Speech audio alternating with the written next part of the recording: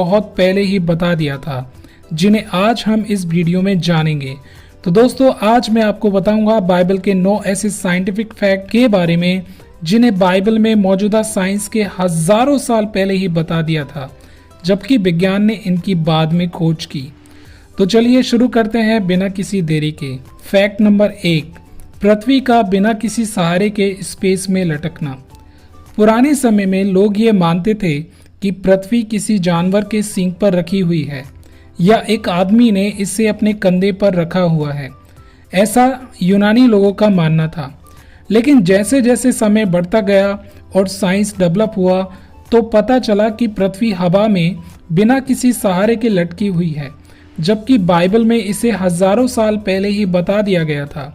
हम अय्यूब की किताब 26 अध्याय उसका 27 पद में पढ़ते हैं, वो उत्तर दिशा को निराधार फैलाए रहता है और बिना टेक पृथ्वी को लटकाए रहता है। फैक्ट नंबर 2, 14 दिन के लिए क्वारंटीन होना। जैसा कि दोस्तों हमने देखा कि 2020 में पूरे वर्ल्ड को कोविड-19 जैसी महामारी का सामना करना पड़ा। ऐसे में जिसे भी ये बीमारी हुई उसे 14 दिन के लिए क्वारंटीन में रखा गया ताकि ये बीमारी दूसरे लोगों में ना फैले। दोस्तों, आपको ये बात जानकर हैरानी होगी कि इसके बारे में बाइबल में 3000 साल पहले ही लिख दिया गया था। लेवावस्था की किताब में हम पढ़ते हैं कि जिन लोगों को स्किन डिसीज होती थी उन्हें 14 दिन के लिए एक कमरे में बंद कर दिया जाता था। लेवावस्था की किताब 13 अध्याय उसका 4 और 5 वचन। और यदि वो फूल उसके चर्म में उजला हो तो, परंतु चर्म से गहरा ना देख पड़े और ना वहां के रोएं उजले हो गए हों, तो याजक उनको 7 दिन तक बंद करके रखे और 7वें दिन याजक उसको देखे, और यदि वो व्याधि जैसी की तैसी बनी रहे और उसके चर्म में ना फैली हो तो याजक उसको और भी 7 दिन तक बंद करके रखे। Fact number 3, water cycle. दोस्तों, हमारी धरती पर हजारों नदियां हैं और ये नदियों में से होकर पानी समुद्र में मिल जाता है। लेकिन दोस्तों, फिर भी समुद्र का पानी घटता या बढ़ता नहीं है, वो उतना ही रहता है। ऐसा क्यों है? इसकी सबसे बड़ी और मुख्य वजह जल चक्र है, यानी कि वाटर साइकिल। वाटर साइकिल 2 हिस्सों में काम करता है। सबसे पहले सूरज की रोशनी पानी को गर्म करती है, जिसकी वजह से पानी वेपर में तब्दील हो जाता है और फिर बादल का रूप ले लेता है। फिर बाद में यही बादल बारिश के रूप में उसी समुद्र में मिल जाता है। यही वजह है जिसके कारण समुद्र का पानी एक जैसा रहता है। अय्यूब की किताब में हम इस प्रकार पढ़ते हैं, क्योंकि वह तो जल की बूंदें ऊपर को खींच लेता है, वे कोहरे से मेघ को होकर टपकती हैं, वे ऊंचे ऊंचे बादल उंडेलते हैं और मनुष्यों के ऊपर बहुत आयत से बरसाते हैं। फिर क्या कोई बादलों का फैलाना और उसके मंडल में का गरजना समझ सकता है?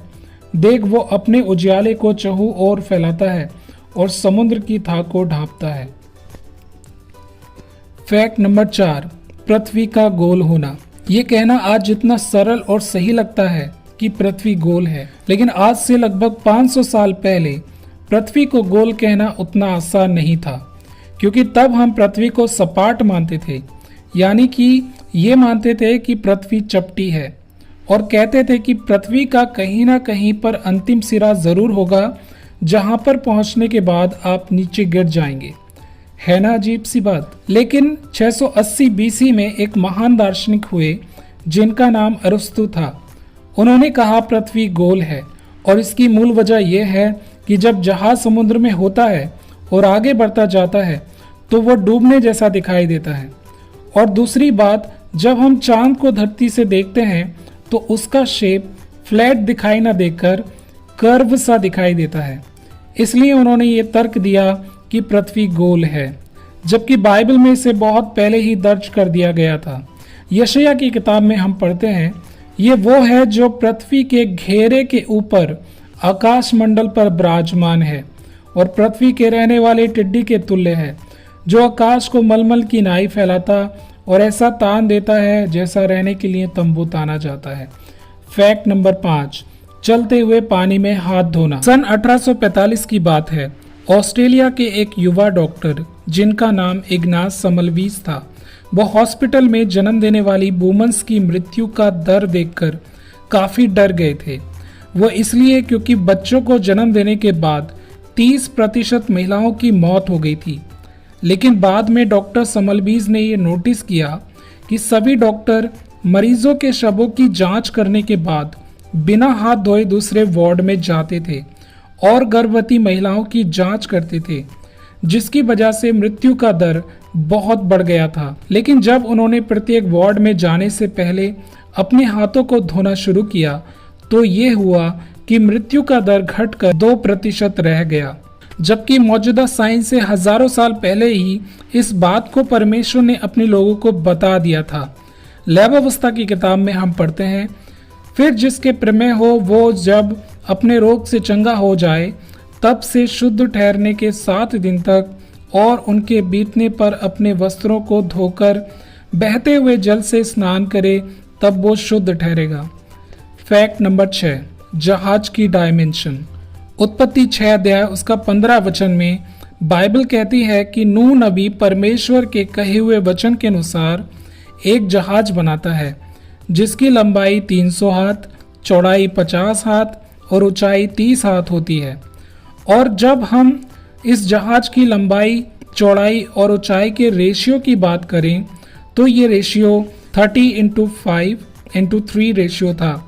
और दोस्तों मैं आपको बताना चाहता हूँ, सन 1844 में एक सैम बार के ब्रूनल नाम के एक व्यक्ति ने एक बड़ा शिप बनाया था।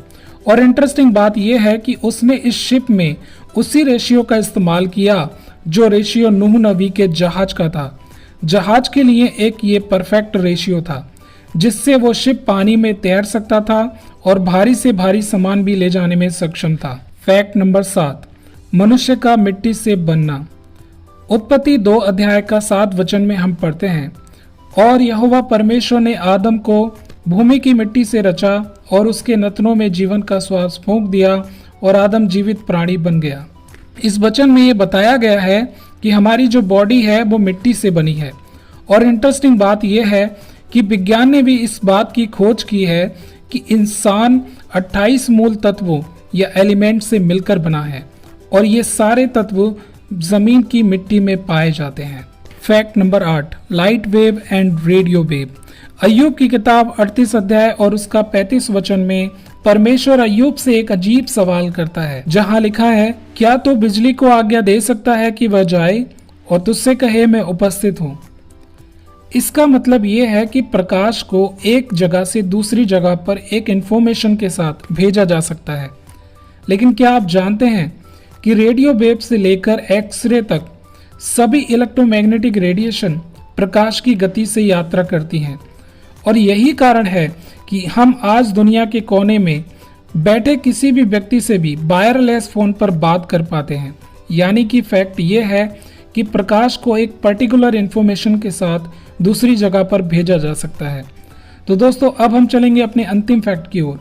फैक्ट नंबर 9, हवा में वजन होता है। दोस्तों पहले ये माना जाता था कि हवा में कोई वजन नहीं होता है, लेकिन धीरे धीरे जैसे साइंस आगे बढ़ी तो लोगों ने इस बात को भी जाना कि हवा का अपना एक मास या द्रव्यमान होता है।